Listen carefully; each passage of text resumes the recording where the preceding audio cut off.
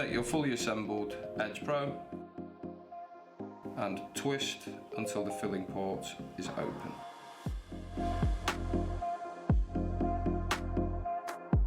Take your chosen Edge e-liquid, open it up,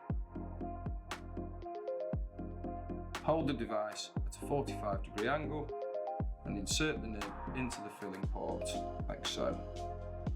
Gently squeeze until 2/3 full. And then close off the filling port, so you can see that's closed.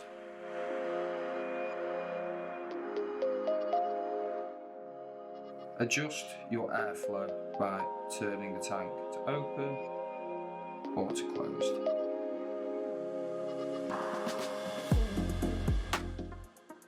Press this button 5 times.